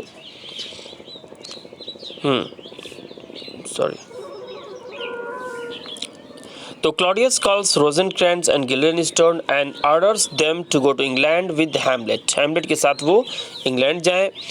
Ophelia has become mad. Ophelia अब एकदम बेचारी वो पागल सी हो गई है, क्योंकि उसके पिता की मृत्यु हो गई है पोलोनियस की। Laertes comes back from Paris. Laertes जो है वो पेरिस से वापस आता है। He blames Claudius for the murder of his father Polonius. वह क्लॉडियस के ऊपर अपने पिता की मृत्यु का जो है वो ब्लेम लगाता है कि मेरे पिता की हत्या किंग क्लॉडियस ने ही करवाई है, ने की है। Okay, he feels sad and becomes angry when he sees her sister Ophelia's condition। जब वह अपनी बहन ओफेलिया की कंडीशन को देखता है तो वह बहुत ही दुखी होता है, बहुत ही नाराज होता है। ठीक, Claudius makes Laertes believe that Hamlet is responsible for the death of Polonius. तो क्लॉडियस उसे लियर्टिस को विश्वास दिलाता है कि तुम्हारे पिता का जो मर्डरर है वो मैं नहीं हूँ, बल्कि वह हैमलेट है। हैमलेट ने तुम्हारे पिता को मारा है। ओके, तो आगे देखते हैं। क्लॉडियस लियर्टिस को विश्वास दिलाता है कि पोलोनियस की मौत के लिए हैमलेट जिम्मेदार है। Okay, he makes a plan to kill Hamlet. अब वो क्या करता है कि वो प्लानिंग करता है हैमलेट को मारने के लिए। तो हैमलेट को मारने के लिए वो प्लानिंग करता है। Hamlet will be invited to a duel with Laertes. अब वो लियर्टिस को वो इनवाइट करता है कि हैमलेट और लियर्टिस ये दोनों लड़ें। वो इनवाइट करता है, वो एक द्वंद्व युद्ध के लिए वह आमंत्रित करता है। Laertes sword will be unblunted sharp, यानी जो लियर्टिस का जो तलवार है वह कह रहा है कि एकदम शार्प होगा, अनब्लंटेड होगा। ठीक, it will be dipped in poison, और यह बिल्कुल ये तलवार जो है जहर में घुला होगा, यानी उस तलवार में जहर भी लगा होगा कि अगर वो तलवार से वार करने पर अगर वो बच जाता है तो जो उसके शरीर में जब जहर जाएगा तो उससे वह बच नहीं पाएगा। ठीक, तो वह तलवार में भी जहर लगा देता है, और वह जहर दूसरा कोई और नहीं बल्कि वही हेबनॉन नामक जो उसके कान में डाला था। ओके, हेबनॉन, वही उसी जहर को वह तलवार में लगा देता है ताकि अगर उससे वार करने से वो बच जाए तो उस जहर से वह मर जाए। तो Hamlet will be invited to a duel with Laertes. वह द्वंद्व युद्ध के लिए आमंत्रित करता है। हाँ, वो कहता है it will be dipped in poison, वह जहर में डूबा होगा। And there will also be a drink mixed with poison, यानी वह एक जहर से मिला हुआ एक प्याला का भी व्यवस्था किया है। यानी वह सोच रहा है कि अगर तलवार से वह बच जाता है, उसके जहर से भी अगर वो बच जाता है तो वह एक जहर का प्याला भी तैयार करके रखा है कि बाद में उसे पकड़ करके जहर का प्याला दिया जाएगा ताकि वो मर जाए। तो there will be a drink mixed with poison, वह जहर का प्याला भी तैयार करके रखा हुआ है। The drink will be offer to Hamlet, यानी जो जहर का प्याला है वो किसके लिए ऑफर किया गया है? हैमलेट के लिए वो रखा गया है। गर्ट्यूड brings the news of the death of Ophelia. अब लेडी गर्ट्यूड जो क्वीन गर्ट्यूड है वो brings the news of death of Ophelia, Ophelia के मृत्यु का वो समाचार लाती हैं। ओके, गर्ट्यूड brings the news of the death of Ophelia. अब ओफेलिया जो है वह पिता के अपने याद में वह सोच कर वह मर जाती है। तो गर्ट्यूड brings the news of death of Ophelia, Ophelia की मृत्यु का समाचार गर्ट्यूड लाती हैं। Ophelia drowns in a brook, यानी ब्रुक मतलब होता है झरना या सोता, ठीक है। तो ओफेलिया कैसे मरती है? वह पेड़ की डाली पर बैठी रहती है, वो एक झरना एक नदी टाइप में रहता है वो। तो ये एग्ज़ाम में आपको दिया रहेगा, Ophelia drowns in a brook, BROOK, okay, BROOK, brook मतलब झरना या सोता होता है। तो वो ब्रुक में डूब करके वह मरी थी। Hamlet returns to Elsinore. अब यहाँ पे आप देख लीजिए, वो ओफेलिया वो पेड़ की डाली पर यहाँ पे बैठी हुई है और यहाँ से वह डूब करके वह उस सोता में डूब करके वह मर जाती है। ओके फ्रेंड्स, तो आगे हम देखते हैं, यानी Hamlet returns to Elsinore, Hamlet returns to Elsinore. अब वो हैमलेट एल्सिनोर रिटर्न होता है। ही मीट्स होरेशियो, वह होरेशियो से मिलता है। He sees 2 clowns who were digging a graves, वह देखता है कि 2 क्लाउन जो हैं वह ग्रेव यानी कब्र को खोद रहे हैं। 2 मस्खरे को वो देखता है जो कि कब्र को खोद रहे हैं। Hamlet starts reflecting on the skulls, और जब 2 मस्खरे ग्रेव डिगर्स, उसको हम बोलते हैं grave diggers, okay, grave diggers, तो वो कब्र को खोद रहे होते हैं। तो जब वो कब्र को खोद रहे होते हैं तो उसमें से स्कल निकलता है, खोपड़ी, स्कल, ओके, स्कल निकलता है वहाँ पे। तो हैमलेट खोपड़ी पर वो प्रतिबिंबित करना शुरू करता है, यानी उसे वो देखता है। कब्र से 2 स्कल्स यानी निकालकर ग्रेव डिगर्स वो फेंकते हैं, जो कि एक यॉरिक का होता है, YORICK।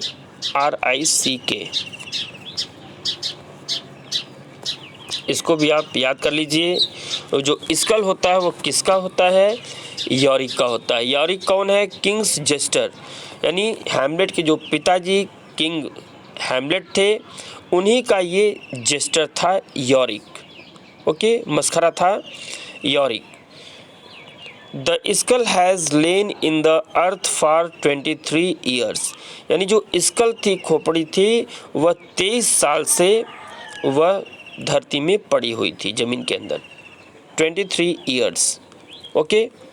तो इसे भी ध्यान में रखिए, यानी जो स्कल वो मिला था उसको, वह यूरिक नामक कैरेक्टर का था, जो 23 साल से ज़मीन के अंदर पड़ी हुई थी, ओके। आगे देखते हैं। ये ओफेलिया को आप लोगों ने देख लिया है, वो सोता में ब्रुक्स में डूब करके वो मर चुकी है। आगे ये स्कल, वो ग्रेव डिगर्स वो स्कल निकाल करके हैमलेट को देते हैं। ये यॉरिक का स्कल है, ओके, यॉरिक का स्कल है, ठीक। आगे देखिए, Hamlet comes to know that the grave is meant for Ophelia, यानी अब हैमलेट को पता चल जाता है कि यह ओफेलिया के लिए ही कब्र खोदा जा रहा है, okay. The funeral scene occurs, यानी अंतिम संस्कार का यह दृश्य होता है। लियर्टिस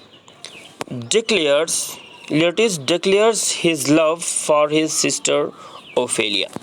अब लियर्टिस जो ओफेलिया का भाई है, वह अपना प्यार जो है वो बहन के ऊपर घोषणा करता है। वो यानी लियर्टिस ने अपनी बहन ओफेलिया के लिए अपने प्यार की घोषणा करता है। Laertes and Hamlet grapple with each other, Laertes and Hamlet grapple with each other. Laertes और हैमलेट एक दूसरे के साथ अब वो जूझते हैं, यानी वो तलवार से अब वो लड़ाई करते हैं। Hamlet shares with Horatio about the plan of his death, which was arranged by Claudius, and also tells how he escaped। यानी हैमलेट ने होरेशियो के साथ अपनी मृत्यु की योजना के बारे में वह साझा किया जो क्लॉडियस द्वारा व्यवस्थित किया गया था, और यह भी बताता है कि वह कैसे बच गया। यानी अब यहाँ पे देखिए, ऑसरिक कम्स, ऑसरिक आता है and gives the news of fencing match. अब फ्रेंड्स यहाँ पे मोस्ट इम्पॉर्टेंट क्वेश्चन, ये भी प्रश्न आपसे पूछा जा सकता है कि फेंसिंग सीन किस प्ले में अकर होता है, किस प्ले में घटित होता है। Fencing scene Hamlet, King Lear, Macbeth, Othello, कोई भी प्ले दिया रहेगा तो जो फेंसिंग सीन होता है वो हैमलेट प्ले में वो अकर होता है, घटित होता है फेंसिंग सीन। फेंसिंग मतलब क्या होता है? फेंस मीन्स होता है, यहाँ पे आप देखिए, आपको फिगर के माध्यम से यहाँ पे समझाए हैं। यानी फेंसिंग सीन ऑसरिक, यहाँ पे ये देखिए ऑसरिक न्यूज़ देता है, comes and gives the news of fencing match. यानी जब लियोटिस और हैमलेट ये दोनों लड़ रहे होते हैं, कहाँ लड़ते हैं? जो ओफेलिया का जो कब्र ग्रेव डिगर्स खोद रहे थे उसी कब्र के अंदर ये दोनों कूद जाते हैं और उस कब्र के अंदर वो दोनों लड़ते हैं। तो फेंस मतलब होता है चार दीवारी, यानी चारों ओर से, यहाँ पे आप देखिए चारों ओर से ये बाउंड्री है, चार दीवारी है, तो ये फेंस यानी चार दीवारी। तो एक तरफ लियोटिस है और दूसरी तरफ हैमलेट। ओके, ये दोनों लड़ते हैं ग्रेव के अंदर। ये भी प्रश्न पूछा गया है, ग्रेव के बाहर लड़ते हैं, ग्रेव के अंदर लड़ते हैं, तो ये दोनों ग्रेव के अंदर लड़ते हैं। ओके, कौन कौन है? हैमलेट और लियोटिस। ओके, दोनों ग्रेव के अंदर लड़ते हैं, इसलिए इसे हम फेंसिंग सीन इसे कहा जाता है। ओके, यानी fencing scene most important question. Fencing scene जो है वो हैमलेट में आता है। आगे देखिए,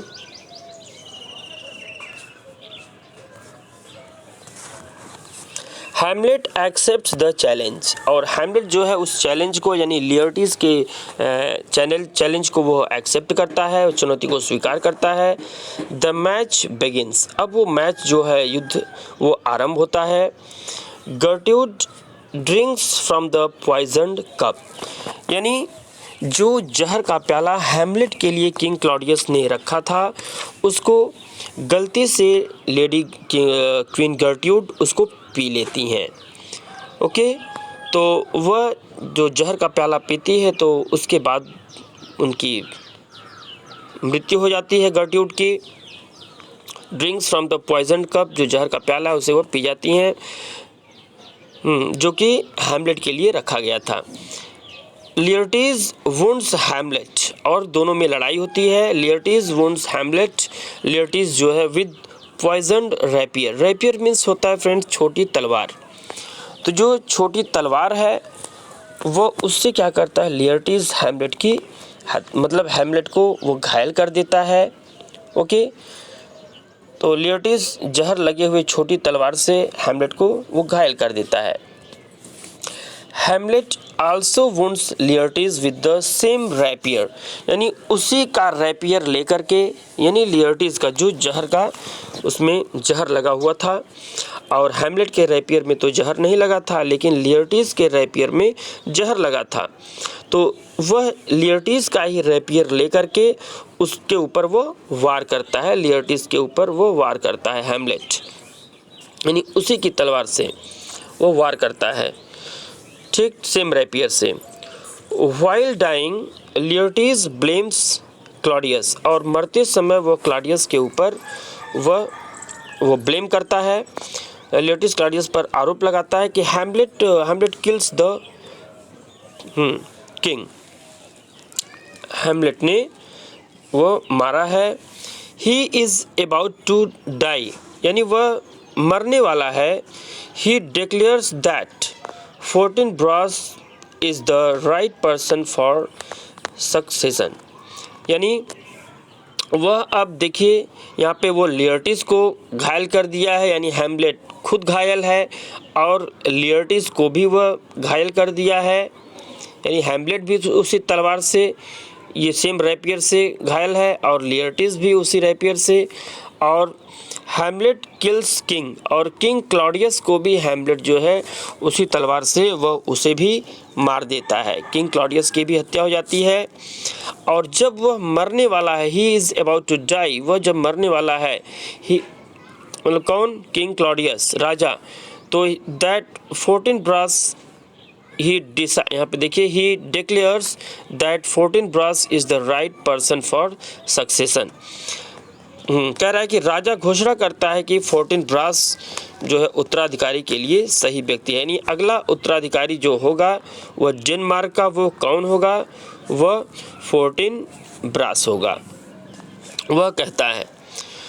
फिर आगे देखिए, Hamlet asks Horatio, Hamlet asks Horatio, Horatio से कहता है to tell his story to the people and defend his name. Hamlet कहता है होरेशियो से कि अपनी कहानी को, मतलब वह कहता है कि अपनी कहानी लोगों को बताए और उसके नाम का बचाव करने के लिए वह कहता है। और वह हैमलेट जो है वो होरेशियो की गोद में वह अंतिम सांस लेता है, यानी हैमलेट होरेशियो के गोद में अब वह मर जाता है। फोर्टिनब्रास गिव्स हैमलेट ए मिलिट्री फ्यूनरल, यानी वह ये भी प्रश्न पूछा गया है कि वह किसकी बाहों में मरता है हैमलेट, तो अपने फ्रेंड होरेशियो, जो हैमलेट का फ्रेंड होरेशियो है, वह उसी की गोद में वह अंतिम सांस लेता है, वह मर जाता है। तो फोर्टिनब्रास जो है, फोर्टिनब्रास गिव्स हैमलेट ए मिलिट्री फ्यूनरल, वह फोर्टिनब्रास हैमलेट को एक सैन्य अंतिम संस्कार देता है। Hamlet says the last word, और फ्रेंड्स यहाँ मोस्ट इम्पॉर्टेंट क्वेश्चन, हैमलेट जो लास्ट वर्ड कहता है मरने से पहले, द रेस्ट इज साइलेंस। यहाँ पे देखिए, ओके, ये इम्पॉर्टेंट है, most important, very very important, यानी हैमलेट का लास्ट वर्ड क्या है, the rest is silence. Okay, ये हैमलेट का लास्ट वर्ड है। आगे देखते हैं, इससे संबंधित कुछ आगे मैसेज दिया गया है। Hamlet dies in act 5 scene 2, यानी 52 में हैमलेट मरता है। इम्पोर्टेंट क्वेश्चन, यानी हैमलेट की मृत्यु एक्ट 5 सीन 2 में होती है। Hamlet dies in the arm of Horatio, यानी होरेशियो की वह बाहों में मरता है।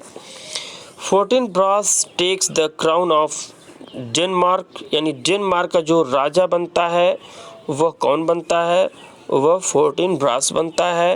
At the end of the play के अंत में फोर्टिनब्रास डेनमार्क का राजा बनता है। और फ्रेंड्स यहाँ पे ओफेलिया वो कुछ आपको मैसेज दे रहे हैं, वो मोस्ट इम्पॉर्टेंट क्वेश्चन है जो एग्ज़ाम में पूछा गया है, उसके बारे में यहाँ पे चर्चा किया गया है। तो आप देखिए, Ophelia's distributing of flowers is described here, यानी ओफेलिया वो कुछ फूलों को डिस्ट्रीब्यूट करती है, देती है लोगों को, ठीक है, उसके बारे में वर्णन किया गया है। Each flower is symbolic of the character of the person, यानी जो प्रत्येक फ्लावर है वो हर व्यक्ति का जैसा नेचर है उस नेचर के हिसाब से वह उसको फूल देती है, उसका एक सिंबॉलिक है, उसका सिंबल है। तो जिस सिंबल का जो फूल है वह उसको गिफ्ट करती है, देती है। To whom C offer it, okay, जिसे वह ऑफर करती है, देती है। अब देखिए, ओफेलिया बोलती है देयर इज़ रोज़मेरी, यानी वो कहती है कि यहाँ पर एक रोज़मेरी फूल है। That is for remembrance, rosemary किसके लिए है, रिमेम्बरेंस के लिए है। Pray you love remember and there is pansies, यहाँ पे एक फ्लावर है पेंसीज, फूल पे आप ध्यान दीजिए, फूल का नाम है रोजमेरी और पेंसीज, दैट्स फॉर थॉट्स, जो किसके लिए है, थॉट्स के लिए हैं। आगे देखिए, fennel and columbines are for you, fennel एक फ्लावर है और दूसरा है कोलम्बाइन्स, कहती है तुम्हारे लिए है। रू RUE, ये इम्पॉर्टेंट है फ्रेंड्स, मोस्ट इम्पॉर्टेंट, एग्ज़ाम में आप पेपर सॉल्व करेंगे तो आपको ये क्वेश्चन मिलेगा, ठीक है, एग्ज़ाम में पूछा गया है। Rue RUE, rue is for you, some of it is for me, some of it is for me, here is a daisy, एक फूल है डेजी फ्लावर। I would, आगे कहती है I would have given you some violets, कह रही कि मैं आपको कुछ वायोलेट्स देती, but they are dried up when my father died, कह रही कि वे सूख चुके हैं जब मेरे पिताजी मरे, तो वो वायलेट्स सूख चुके हैं, लेकिन मैं आपको वायलेट्स नहीं दूंगी क्योंकि वो वायलेट्स सूख चुके हैं। तो एग्ज़ाम में कैसे प्रश्न पूछा गया था कि कौन सा, ये 4 फूल दिया गया था, फर्स्ट फेनेल, सेकंड कोलम्बाइन, और शायद थर्ड में डेजी दिया गया था, और फोर्थ वायलेट्स, कि कौन सा फूल इसमें से वह लोगों को नहीं देती है। ओके फ्रेंड्स, फेनेल, कोलम्बाइन्स, डेजी या रू कोई भी रहेगा, वायलेट्स, तो वायलेट्स जो फ्लावर है वो अपने पास मतलब वो नहीं देती है, कह रही थी क्योंकि ये तो इम्पोर्टेंट क्वेश्चन है, ध्यान दीजिए, क्योंकि ये तो सूख गए हैं जब मेरे, but they are dried up, वे सूख गए हैं व्हेन माय फादर डाइड, जब मेरे पिताजी मरे तो यह फूल सूख गए हैं। ओके, आगे देखते हैं, इसमें 8 characters die in the play, पूरे प्ले में फ्रेंड्स 8 कैरेक्टर्स वो मरते हैं, ठीक है, 8 कैरेक्टर वो मरते हैं। आप 8 का यहाँ पे नाम दिया गया है, आप देखें, फर्स्ट जिसका मर्डर होता है वो है पोलोनियस, आप प्ले को देखे हैं तो आपको पता है कि पोलोनियस वो पर्दे के पीछे से वो सुनता है तो हैमलेट उसकी वो हत्या कर देता है, ईवेज ड्रॉपर ये था, पर्दे के पीछे से सुन रहा था। ओके, तो फर्स्ट जो मर्डर होता है वो पोलोनियस का होता है, इम्पोर्टेंट है फर्स्ट। ओके, सेकंड रोजेनक्रैंट्ज़ और गिल्डेनस्टर्न, ये भी आपको मालूम है कि ये दोनों की हत्या कैसे होती है, जब ये समुद्र में वो इंग्लैंड जाते हैं हैमलेट के साथ तो पायरेट्स इनकी जो है वो हत्या कर देते हैं। ओके, यानी डाकू, समुद्री डाकू जो है वो इसकी, इन दोनों की हत्या करते हैं। थर्ड पे ओफेलिया की मृत्यु कैसे होती है आपको मालूम है, और फिगर भी आपको हम दिखाए हैं। उसकी मृत्यु डूबने के कारण होती है, by drowning in a brook, यानी ब्रुक में वह डूब करके इसकी मृत्यु हो जाती है। और गर्ट्यूड कैसे मरी है, वो जहर का प्याला पी गई थी, जो जहर का प्याला हैमलेट के लिए रखा गया था वो गलती से गर्ट्यूड उसे पी लेती है और वो मर जाती है। और फिर आगे लियर्टीज़, ओके, लियर्टीज़ को वो घायल करता है और यानी वो लियर्टीज़ की मृत्यु होती है। फिर किंग क्लॉडियस तलवार से उसको भी हैमलेट मारता है, यानी लियर्टीज़ और क्लॉडियस को हैमलेट जो है वो मारता है। और अंत में मरने वाला जो कैरेक्टर है वो है फ्रेंड्स हैमलेट, ये लास्ट में मरता है, first Polonius and last Hamlet. Okay, Horatio survives at the end of the play, यानी अंत में बचने वाला कैरेक्टर कौन है, होरेशियो रहता है, वो सर्वाइव करता है, अंत में वो बच जाता है। तो द एंड, इस प्रकार से प्ले का एंड होता है। दोस्तों आशा करते हैं कि यह प्ले आपको बहुत ही अच्छे से समझ में आया होगा। अगर आपको नहीं समझ में आया है तो आप इसे बार बार देखें।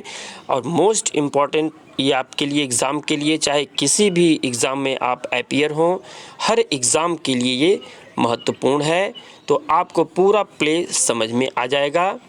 ओके फ्रेंड्स, अगर आपको पसंद आया हो तो इसे लाइक, कमेंट और शेयर अवश्य करें। Thank you for watching my video.